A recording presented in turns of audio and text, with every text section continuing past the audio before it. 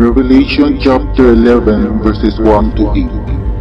I was given a reed like a measuring rod and was told, Go and measure the temple of God and the altar with its worshippers, but exclude the outer court. Do not measure it, because it has been given to the Gentiles. They will trample on the holy city for 42 months. And I will appoint my 2 witnesses, and they will prophesy for 1,260 days, clothed in sackcloth. They are the 2 olive trees and the 2 lampstands, and they stand before the Lord of the earth. If anyone tries to harm them, fire comes from their mouths and devours their enemies. This is how anyone who wants to harm them must die. They have power to shut up the heavens, so that it will not rain during the time they are prophesying. And they have power to turn the waters into blood, and to strike the earth with every kind of plague as often as they want. Now when they have finished their testimony, the beast that comes up from the abyss will attack them and overpower and kill them. Their bodies will lie in the public square of the great city, which is figuratively called Sodom and Egypt, where also their Lord was crucified.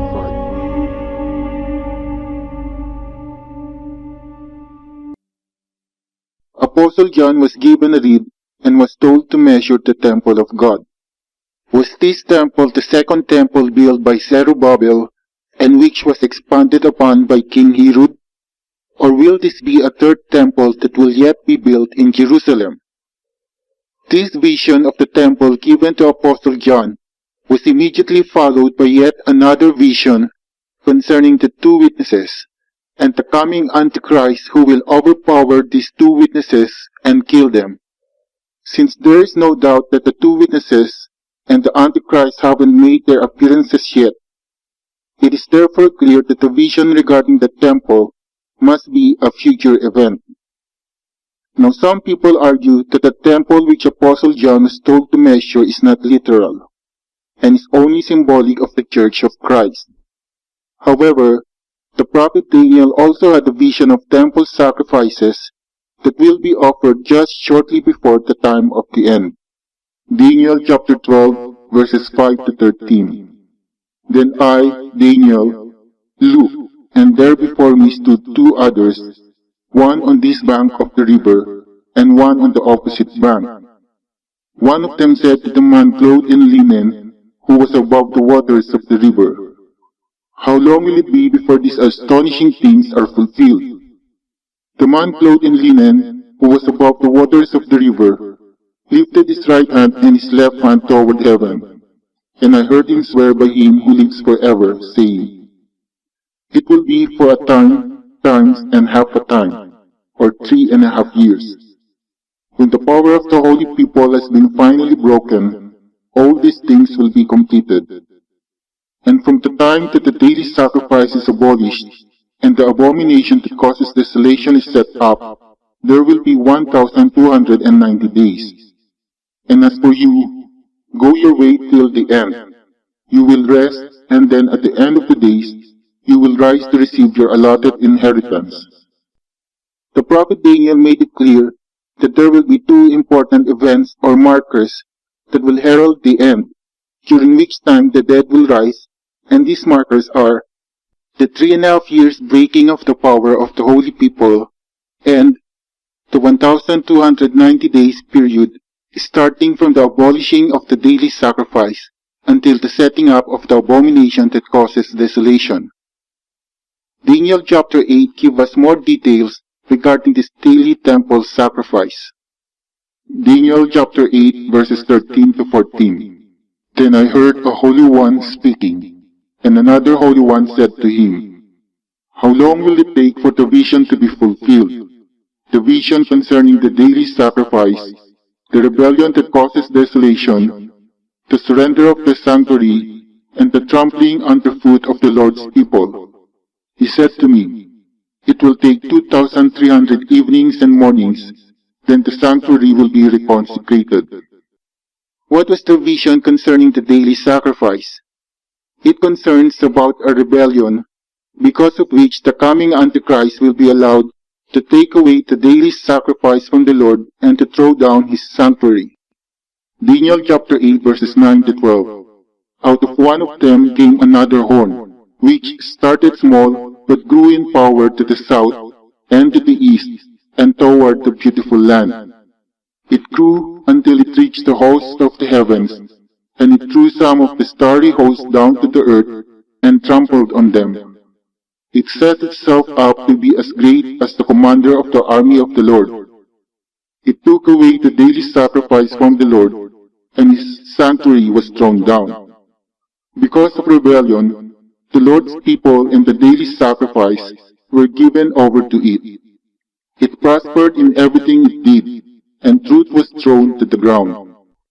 According to Daniel chapter 8 verse 14, the vision concerning the daily sacrifice and the rebellion that causes desolation will take 2,300 evenings and mornings, and then the sanctuary will be reconsecrated.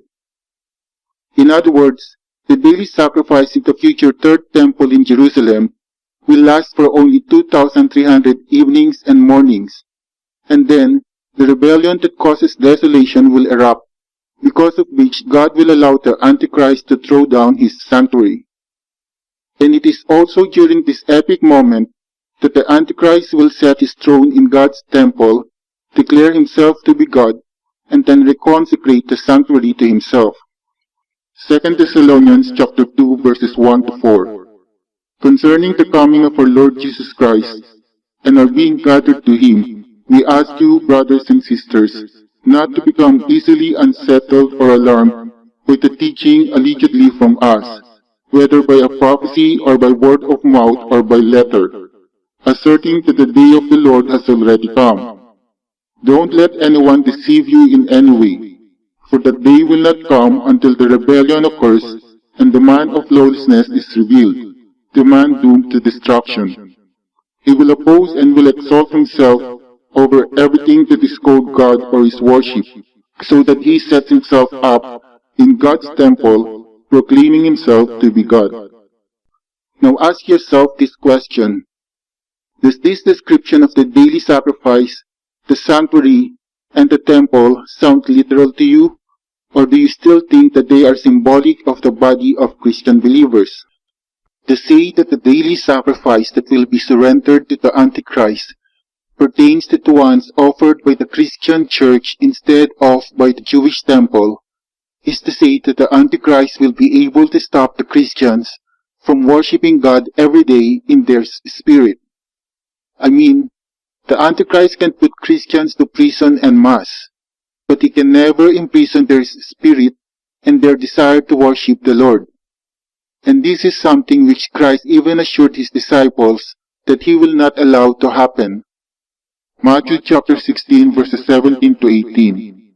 Jesus replied, Blessed are you, Simon, son of Jonah, for this was not revealed to you by flesh and blood, but by my Father in heaven. And I tell you that you are Peter, and on this rock I will build my church, and the gates of Hades will not overcome it. So if the temple vision given to Apostle John refers to a literal temple that will yet be built in Jerusalem, and not to the Church of Christ, then we should be asking the following questions. When will its construction start? When will it be completed? And when will they begin offering the daily sacrifice in this temple? In my previous video titled, God's Final Jubilee and the Second Coming of Christ, When Will It Be?, I discussed how the year 2033 will be the next Jubilee year, and why I believe it will be the last. I also discussed the following important end-time events and the dates which I believe they will occur. March 31, 2033, the beginning of the 1,000-year reign of Christ and the arrival of the New Jerusalem.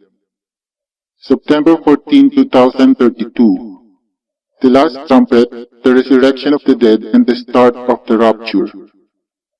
January 18, 2029 to September 13, 2032. Daniel's 1,335 days, the first fruits offering, and the 3.5 years persecution of the saints. January 14 to 17, 2029. The 3.5 days, death and resurrection of the two witnesses. August 3, 2025 to January 13, 2029. The 1,260 days prophetic ministry by the two witnesses.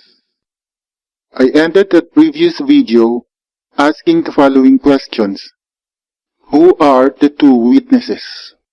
And why did God send His two witnesses to prophesy in sackcloth for 1,260 days? I will now be answering all these questions in this video. Who are the two witnesses? Revelation chapter 11 verse 4. They are the two olive trees and the two lampstands, and they stand before the Lord of the earth. What does the olive tree represent? The olive tree represents the nation of Israel. Hosea chapter 14 verses 5 to 6. I will be as the dew unto Israel, and Israel shall grow as the lily, and cast forth his roots as Lebanon. His branches shall spread, and his beauty shall be as the olive tree, and his smell as Lebanon. Why are there two olive trees? The two olive trees represent the kingdom or house of southern Israel and the kingdom of Judah. Jeremiah chapter 11 verses 16 to 17. The Lord called thy name, a green olive tree, fair and of goodly fruit. With the noise of a great tumult, he had kindled fire upon it, and the branches of it are broken. For the Lord of hosts that planted thee had pronounced evil against thee, for the evil of the house of Israel and of the house of Judah, which they have done against themselves, to provoke me to anger in offering incense unto Baal. What does the lampstand represent? The lampstand represents the Church of Christ. Revelation chapter 1 verse 20. The mystery of the 7 stars that you saw in my right hand, and of the 7 golden lampstands is this. The 7 stars are the angels of the 7 churches, and the 7 lampstands are the 7 churches. Why are there 2 lampstands in Apostle John's vision of the two witnesses? The 2 lampstands represent the 2 sheep pens or classifications making up the Church of Christ, namely, those who are natural descendants of Israel and those who are Gentiles. John chapter 10 verses 14 to 16. I am the good shepherd. I know my sheep and my sheep know me, just as the Father knows me and I know the Father. And I lay down my life for the sheep. I have other sheep that are not of this sheep pen. I must bring them also. They too will listen to my voice, and there shall be one flock and one shepherd. Ephesians chapter 2 verses 11 to 14. Therefore, remember that formerly you who are Gentiles by birth, and called uncircumcised by those who call themselves the circumcision, remember that at that time you were separate from Christ, excluded from citizenship in Israel, and foreigners to the covenants of the promise, without hope and without God in the world. But now, in Christ Jesus, you who once were far away have been brought near by the blood of Christ. For He Himself is our peace, who has made the 2 groups one, and has destroyed the barrier, the dividing wall of hostility. So how many 2 witnesses will there be? There will actually be two sets of two witnesses. The first set of two witnesses will be sent to the nation of Israel, one witness to the kingdom of southern Israel, which is made up of 10 tribes, while the other witness will be sent to the kingdom of Judah, which is made up of 2 tribes. The second set of two witnesses will be sent to the Church of Christ, one witness to the natural descendants of Israel, while the other witness will be sent to the Gentiles. Lastly and finally, Apostle John will actually be the fifth witness, and he will be sent to the rest of the world that is outside of the nation of Israel and the Church of Christ. Revelation chapter 10 verses 8 to 11. Then the voice that I had heard from heaven spoke to me once more. Go, take the scroll that lies open in the hand of the angel, who is standing on the sea and on the land. So I went to the angel and asked him to give me the little scroll. Then I was told, you must prophesy again about many peoples, nations, languages, and kings.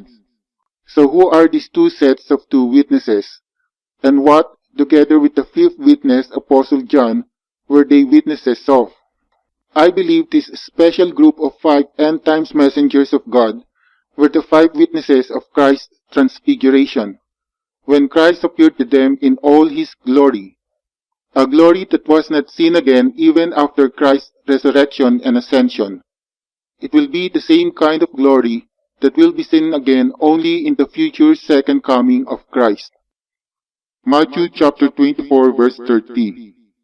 Then will appear the sign of the Son of Man in heaven, and then all the peoples of the earth will mourn when they see the Son of Man coming on the clouds of heaven, with power and great glory.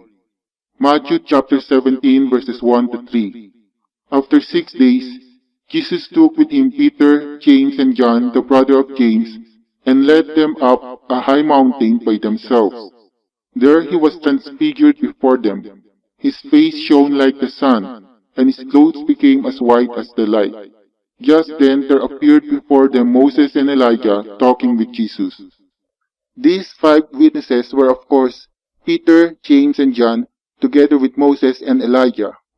The 2 witnesses who will be sent to the nation of Israel, and who will be killed by the Antichrist in the great city, where also the Lord was crucified, will be Moses and Elijah. And these 2 prophets will be performing the same signs and miracles that they performed before and which were written about in the Old Testament. Revelation chapter 11 verses 5 to 6. If anyone tries to harm them, fire comes from their mouths and devours their enemies. This is how anyone who wants to harm them must die. They have power to shut up the heavens so that it will not rain during the time they are prophesying. And they have power to turn the waters into blood, and to strike the earth with every kind of plague as often as they want. Now some people argue that Moses cannot be one of the 2 witnesses because he already died, and according to Apostle Paul, people are appointed to die only once. Hebrews chapter 9 verses 27 to 28. Just as people are destined to die once, and after that to face judgment, so Christ was sacrificed once to take away the sins of many. In my previous video titled, Cain's Curse and His 7 Reincarnations as the Antichrist, I argued that this statement by Apostle Paul applies to mankind in general, and as such, there were several exceptions to this rule. Such exceptions were the cases of dead people recorded in the Bible who were resurrected and who later on died a second time, just like Lazarus. Now the 2 witnesses who will be sent to the Church of Christ will be the Apostles Peter and James. I believe Apostle Peter will be the one sent to the Gentiles within the church, while Apostle James will be the one sent to the natural descendants of Israel within the church. I said this because Peter was the first ever disciple of Christ who was sent to preach to the Gentiles, specifically to that of Cornelius and his household. Acts chapter 10 verses 27 to 29. While talking with Cornelius, Peter went inside and found a large gathering of people. He said to them, "You are well aware that it is against our law for a Jew to associate with or visit a Gentile. But God has shown me that I should not call anyone impure or unclean. So when I was sent for, I came without raising any objection. I believe the 5 witnesses, or the 5 messengers of Christ, will also be the 5 angels mentioned in the 7th chapter of Revelation. Revelation chapter 7 verses 1 to 4. After this I saw 4 angels, Greek angelos, standing at the 4 corners of the earth, holding back the 4 winds of the earth to prevent any wind from blowing on the land or on the sea or on any tree. Then I saw another angel coming up from the east, having the seal of the living God. He called out in a loud voice to the 4 angels who had been given power to harm the land and the sea. Do not harm the land or the sea or the trees until we put the seal on the foreheads of the servants of our God. Then I heard the number of those who were sealed, 144,000 from all the tribes of Israel. The Greek word angelos could have any of the following meanings: a messenger, an envoy, one who is sent, or an angel from God.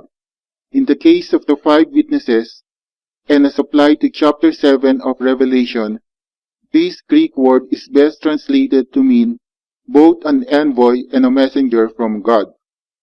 The 4 angels or messenger envoys standing at the 4 corners of the earth will be the 2 sets of 2 witnesses, while the angel coming up from the east, having the seal of the living God, will be Apostle John.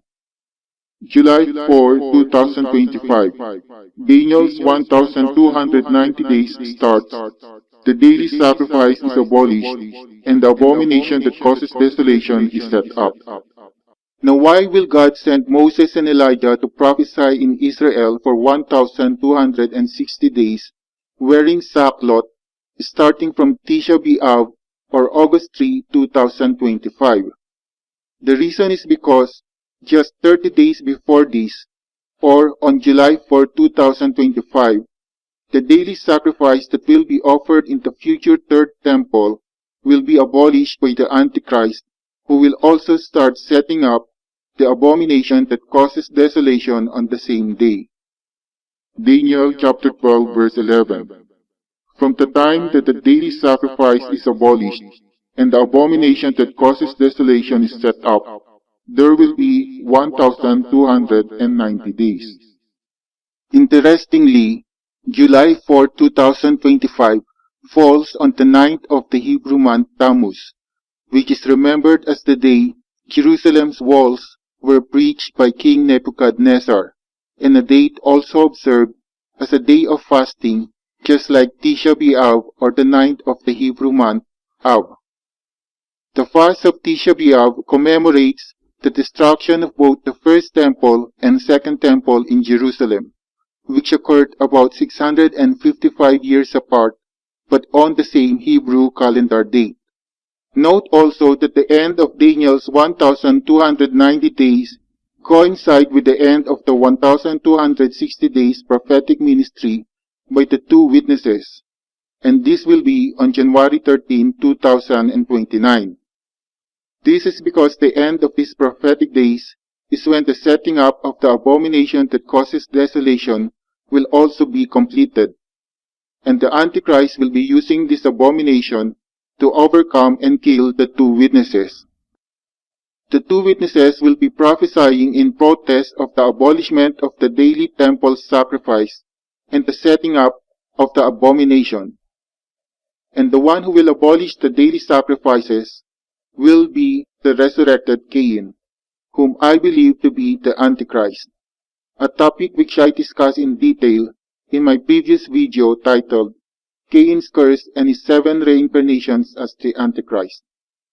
I also believe that Cain will be assisted in setting up this abomination by his descendants, whom I believe to be the residents of the planet Nibiru, and together it will take them 1290 days to complete its construction. One possible reason why it will take them this long to finish setting up the abomination will be the disruption caused by the 2 witnesses, who will do their utmost best to stall its completion. What is this abomination that causes desolation? I believe it is the image of the Antichrist wild beast mentioned in Revelation. Revelation chapter 13 verse 15.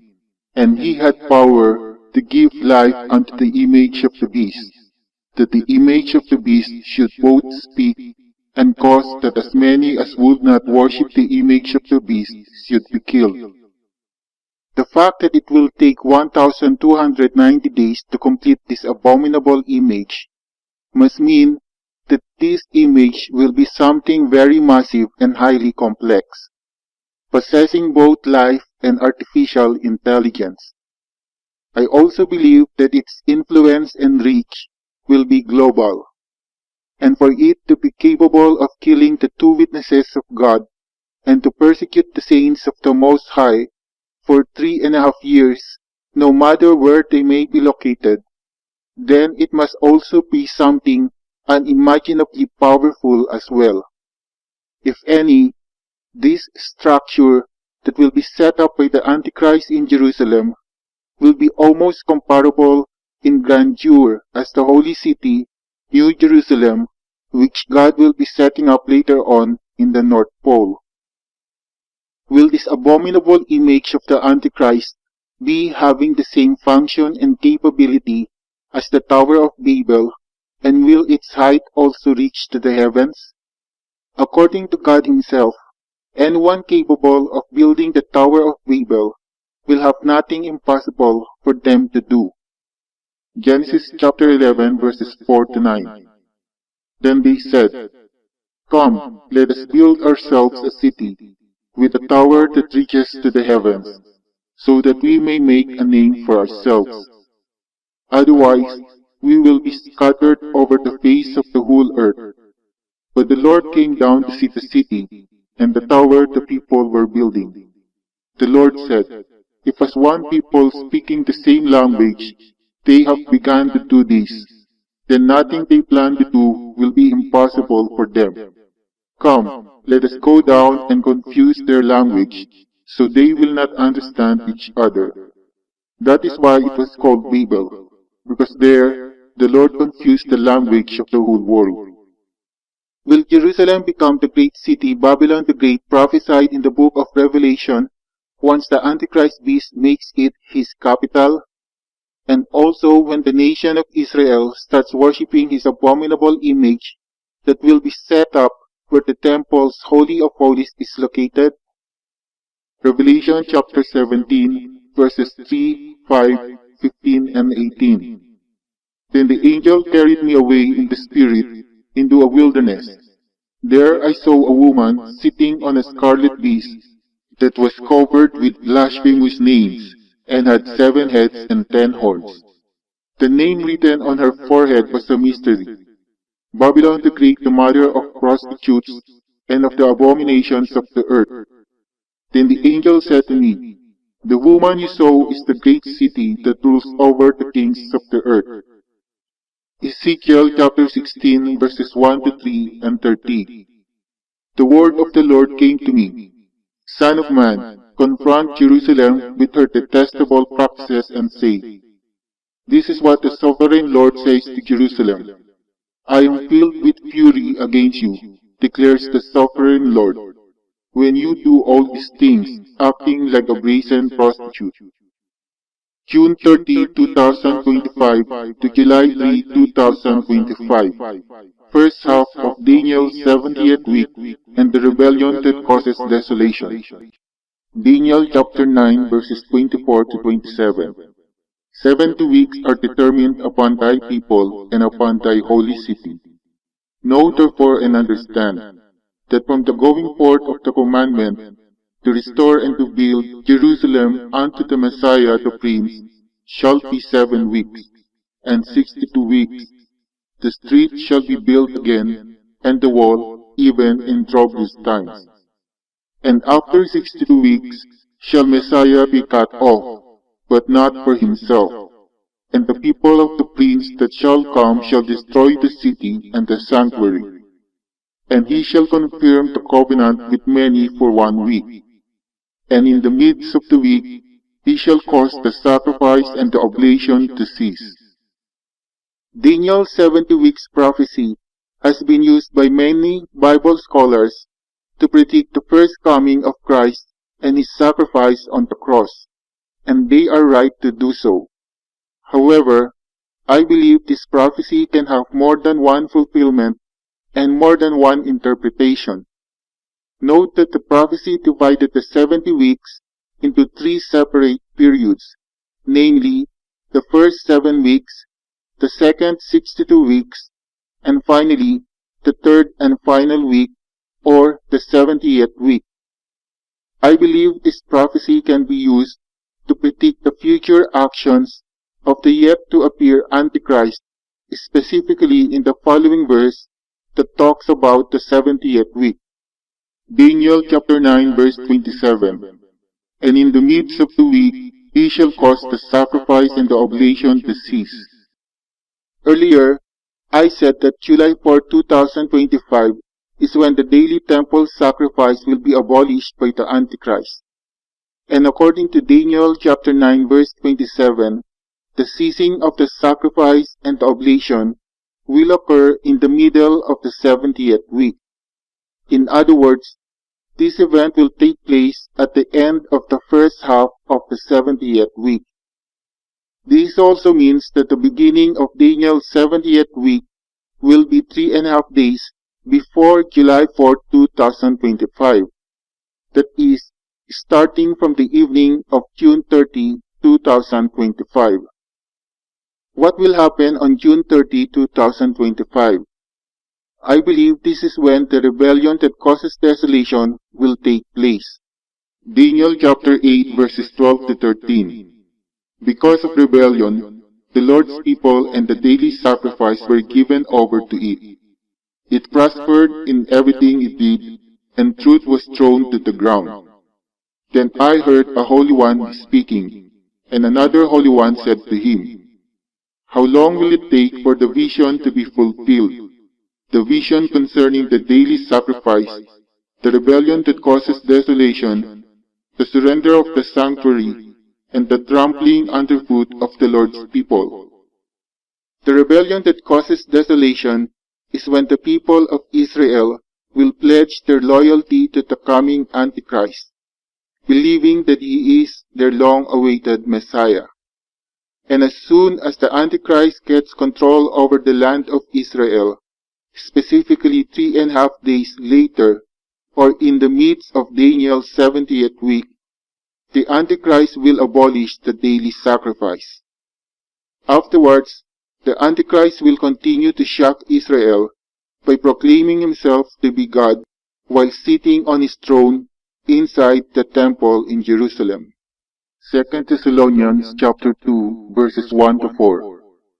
Concerning the coming of our Lord Jesus Christ and our being gathered to him, we ask you, brothers and sisters, not to become easily unsettled or alarmed by the teaching allegedly from us, whether by a prophecy or by word of mouth or by letter, asserting that the day of the Lord has already come. Don't let anyone deceive you in any way, for that day will not come until the rebellion occurs and the man of lawlessness is revealed, the man doomed to destruction. He will oppose and will exalt himself over everything that is called God or is worshipped, so that he sets himself up in God's temple, sitting and proclaiming himself to be God. Coincidentally, June 30, 2025 is the 5th day of the 4th month Tammuz in the Hebrew calendar, which is also the day the prophet Ezekiel received his vision of God sitting in his throne with the message of condemnation against the rebellious nation of Israel. Ezekiel chapter 1 verses 1, 26 and 28. Now it came to pass in the 30th year, in the 4th month, in the 5th day of the month, as I was among the captives by the river of Chebar, that the heavens were opened, and I saw visions of God. And above the firmament was the likeness of a throne, as the appearance of a sapphire stone, and upon the likeness of the throne was the likeness as the appearance of a man above sitting upon it. This was the appearance of the likeness of the glory of the Lord. And when I saw it, I fell upon my face, and I heard a voice of one that spake. Ezekiel chapter 2 verse 3. And he said unto me, Son of man, I sent thee to the children of Israel, to a rebellious nation that hath rebelled against me. They and their fathers have transgressed against me, even unto this very day. May 7, 2022 to June 29, 2025. Daniel's 2,300 evenings and mornings. Daniel chapter 8 verses 13 to 14. Then I heard a Holy One speaking, and another Holy One said to him, How long will it take for the vision to be fulfilled? The vision concerning the daily sacrifice, the rebellion that causes desolation, the surrender of the sanctuary, and the trampling underfoot of the Lord's people. He said to me, It will take 2,300 evenings and mornings, then the sanctuary will be reconsecrated. The vision of the daily sacrifice that will last for 2,300 evenings and mornings refer to the following law given to Moses. Exodus chapter 29 verses 38 to 39. This is what you are to offer on the altar regularly each day. 2 lambs a year old. Offer one in the morning and the other at twilight. The vision on Daniel 8 tells us that there will be exactly 2,300 evening and morning sacrifices that will be offered in the third temple in Jerusalem before the rebellion that causes desolation will take place on June 30, 2025. Since there will be 2 sacrifices each day, one in the morning and one in the evening or twilight, this means that the first ever daily sacrifice will be offered exactly 2,300 divided by 2 or 1,150 days before June 30, 2025, and this will be on May 7, 2022. Now May 7, 2022 is also the 7th day of the Hebrew month Iyar for that year, and this day is historically when Jerusalem's walls were dedicated by Nehemiah, who rebuilt it nearly 88 years after its destruction by Nebuchadnezzar. I believe the walls of Jerusalem that were rebuilt by Nehemiah and which were destroyed by General Titus on 70 AD will be rebuilt again. And these rebuilt walls, together with the temple that will also be rebuilt simultaneously, will be dedicated together on the 7th day of Iyar 2022. During this dedication, they will also be making the first ever daily sacrifice on the temple's future altar. Now, how long will it take to construct the walls of Jerusalem as well as the future third temple? Let us take a look again at Daniel's 70 weeks prophecy that has to do with the rebuilding of Jerusalem's walls. Daniel chapter 9 verse 25. Know therefore and understand that from the going forth of the commandment to restore and to build Jerusalem unto the Messiah the Prince shall be 7 weeks and 62 weeks. The street shall be built again, and the wall, even in troublous times. This prophecy mentioned 2 periods of time that have to do with the rebuilding of Jerusalem, its street and its wall, namely 7 weeks and 62 or 62 weeks. The first period, lasting for 7 weeks, was fulfilled by Nehemiah when he rebuilt the walls of Jerusalem that was destroyed by Nebuchadnezzar within 7 weeks and 3 days' time, or exactly 52 days. Nehemiah chapter 6 verse 15. So the wall was completed on the 25th of Elul in 52 days. This means that the second period, lasting for 62 weeks mentioned in the prophecy, applies to the time when the walls of Jerusalem that were destroyed by General Titus on 70 AD will be rebuilt in the future. February 27, 2021 to May 6, 2022. Daniel 62 weeks, during which the walls and the third temple of Jerusalem will be rebuilt. May 7, 2022 is when the fully rebuilt walls of Jerusalem that was destroyed by General Titus will be dedicated.